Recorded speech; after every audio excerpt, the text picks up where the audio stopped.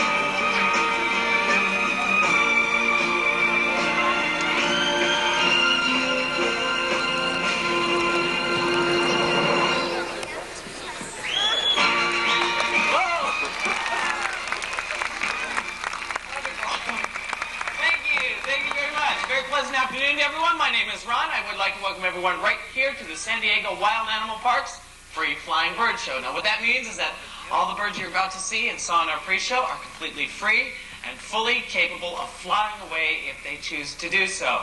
However, they haven't yet. Now it's designed by a gentleman named Mr. Ray Berwick and his very talented associates. So right at this moment I'd like to introduce one of his talented associates, so let's have a nice warm round of applause for Mr. Kent Not Happy!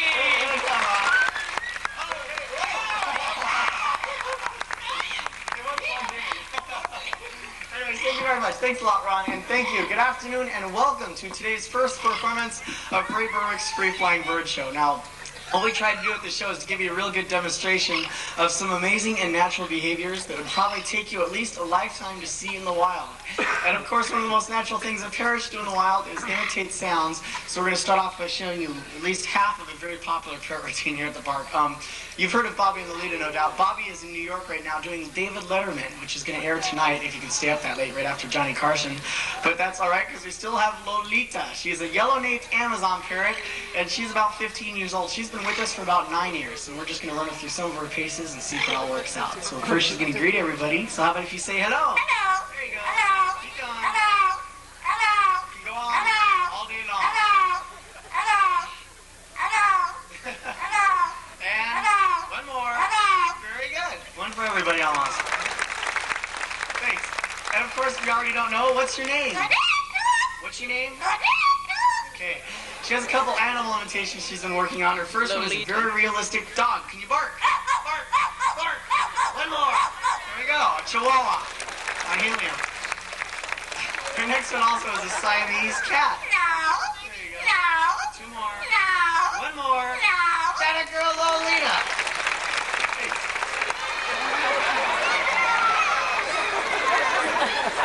She doesn't do a chicken imitation, sorry. She also has a song she's been working on. That's it? No.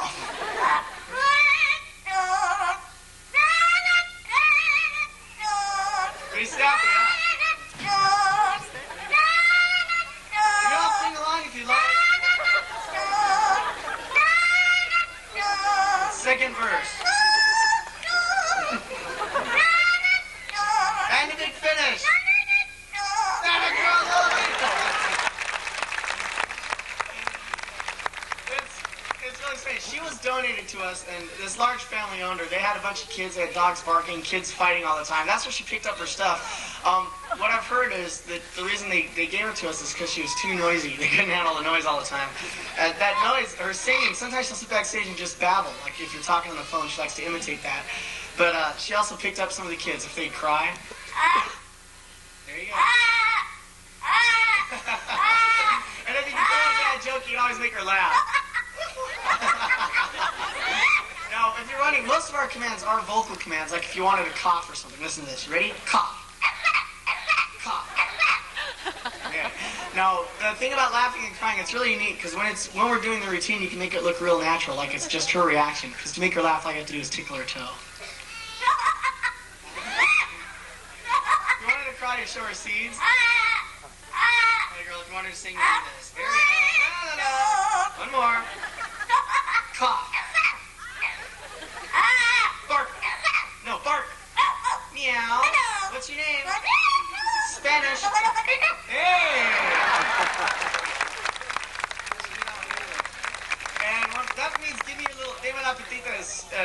for giving me your little foot. A lot of times I say that. One more thing. Polly, want a cracker? Cracker?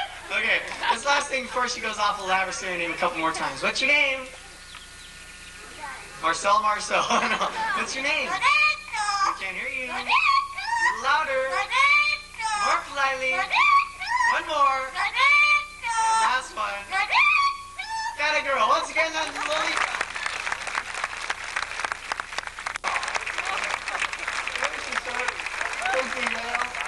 And thank you. All right. How about 20 out of this section? Did you want your money back? You do, huh? Well, ain't that a shame? No. Go ahead and stand up again. We'll send it back. Just put your left arm out. Okay. And your right arm, too.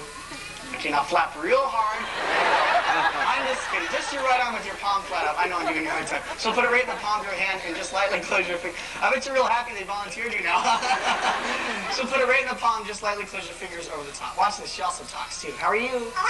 There you go. Good girl. Why don't you take it all the way back up to that gentleman and put it in his hand? That a girl. Once again, that's Yo-Yo. And thank you very much for your help. Difference between crows and ravens. Ravens are very large birds. They have large heads and long, rounded tails, as you can see on Jessie. The crows, on the other hand, are quite a bit smaller than a raven, and crows have short, square-cut tails. Crows also fly in flocks or colonies. You'll often spot a number of crows flying together at one time.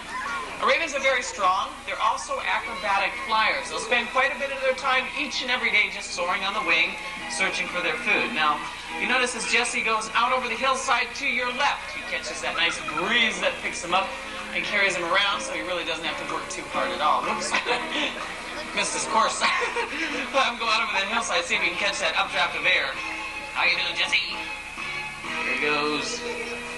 Out he goes, and he's still working. There he got a little bit. This time as Jessie comes around, we'll have him go right on down to Kent. Jessie! Now, the next bird we're about to bring out, we are very proud of. Up here. Now, when we first received Maxwell, he looked like a little fuzzy football with legs. But as you can see, he's grown up a little bit. And we've been training Maxwell on what's called the positive reinforcement or reward method. That simply means that each and every time Maxwell does a behavior correctly, he's rewarded. Now, this is how it works. Maxwell dashes down to Patricia. She gives him a reward, a little pat on the neck, and sends him right back down here with a secret emu hand cue. He darts right back down to me, and then I reward Maxwell one more time. Good boy. Turn him around. Secret emu hand cue. And he zips back down to Trish. Upon zipping, when he gets to his destination, once again is rewarded. Praise. Secret emu hand cue. Darting back down to me. We've been doing this with Max for 5 years. And this is all we've been able to teach him to do. But doesn't he do a wonderful job of it? He's magnificent. We will quickly admit this is about as close to nothing as you can get. But there are advantages in having at least one of our birds trained to do nothing. And that is we can rely on him. We can ask Maxwell to do a number of behaviors and we know he won't do them. Watch this. Okay, Max, you ready? Roll over. Do you see, he didn't even get confused. Another thing that Maxwell cannot do is fly. There's a couple reasons. One is he can't fly, but the reason he can't fly is he weighs 90 pounds, and Maxwell's wings are only about 6 inches long. It's probably for your safety as well as his. Okay, now, here's one of his wings. He'll never get off the ground. However, he does have 2 brains. One's the size of a BB. The other's very small. Actually, he only has 1 brain. It is a little smaller than one of his eyes. But they can reach some incredible speeds. In fact, these birds have actually been clocked with speeds of 35 to 40 miles an hour in the wild and about 480 miles an hour on the salt flats. Right now, we're going to demonstrate that. We'll fuel him up. Good boy. Oh, you can see little pretty eyelashes. Okay, turn him around. Look at him go. He's probably doing about 80 right now. It's just a blur. Kicking up the turf the entire way. He'll swing wide of this corner down here. That's so he doesn't slip. Probably the nicest legs in the park. There you go. And also, he's probably the best trained emu in the world. Once again, Maxwell, our emu from Australia. Back of Diana's neck. Now, this particular eagle weighs approximately 9 pounds, and she has a wingspan of about 6 feet. Now, eagles are very beneficial in the wild, as are all birds of prey. They'll eat many small rodents such as rats, mice, squirrels, gophers, and even snakes. And they're not above eating carrion either, so they help keep the environment cleaned up for everyone in that respect. However, it is unfortunate, but researchers have found out of all birds of prey born each year, 70% will not even live to be 1 year of age. That's partially due to natural causes, but it is mostly due to man's encroachment. Loss of the bird's natural habitat, also due to the mere fact that so many of these beautiful birds are shot each year. Either by someone that wants to take a closer look at that particular bird, or just by someone who wants something to shoot at. Eagles also made for life in the wild, so it's very important that we do learn to live with these birds around us. We feel certain that by bringing these birds before you today and showing you how truly magnificent they are, telling you how beneficial they can be, you'll gain a little greater knowledge and thus have a greater respect for all of the birds around you. Once again, that's Diana, golden eagle of Texas, Arizona, California, and New Mexico. Well, this afternoon, we'd like to try and duplicate the accurate and exciting midair attack or catch of the harris hawk. The harris hawk's natural flying prey are pigeons, doves, or quail. Well, naturally, we won't be using any of those. What we use is a small leather object called a lure that simulates the harris hawk's prey. Briefly, what will happen, the door on the balloon will open, the harris hawk will step out and immediately go into a stoop straight down towards the theater. Now, at a precise moment, the leather lure will be thrown from the top of the rock structure somewhere out over the audience. This bird's in training. No, at that time, hopefully the harris hawk will then catch the lure and then fly right backstage. If you have cameras, try and follow the bird and the lure. Keep your eye on the balloon, because here we go! Doors open. In a dive, the bird can reach a speed of 80 to 100 miles an hour. Now watch for the lure. There it is, a perfect catch! Hey, how a nice round for amazing time performance and very fine show. Mr. Ron Hendricks and Trisha Senior and Gary Price. We would like to thank you very much for coming to this performance of the Bird Show, and we would like to remind you that the next performance of our Elephant Show starts at 1 o'clock in the Elephant Amphitheater, Animal Active Show 1:30 in the Village Amphitheater, and Long Rails League continuously up until about 4 o'clock. Thanks a lot and have a good afternoon here at the park. This trip on May the 21st is for the celebration of Lenny Son's birthday. And my graduation And her graduation from high school. from high school. We just watched a bird show. It was really nice. They had a golden feathered hawk, which the guy put in my face about 18 inches away so I could take a good picture of it. This is a beautiful park, isn't it, Lynn? It is. It's really pretty here.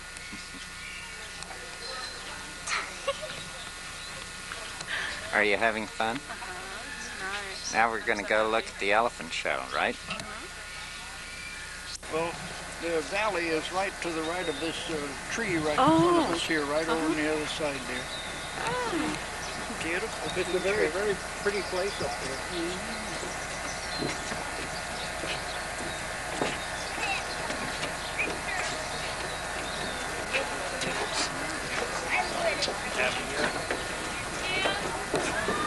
What? When here?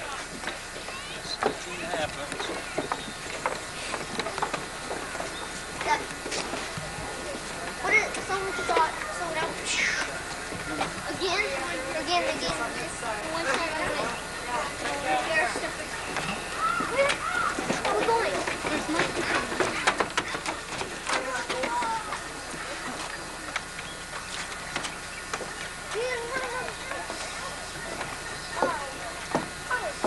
The hummingbird task is a fully developed appendage in the animal world, comprised of over 40,000 individual muscles and tendons, providing the elephant with a very diversified working tool. The elephants can easily pick up these moths and place them in the boxes with complete accuracy. A male Asian elephant, though performing the very same task, would use its larger, more predominant tusk, like a forklift, placing the log between the trunk and the tusk. And moving it to the box.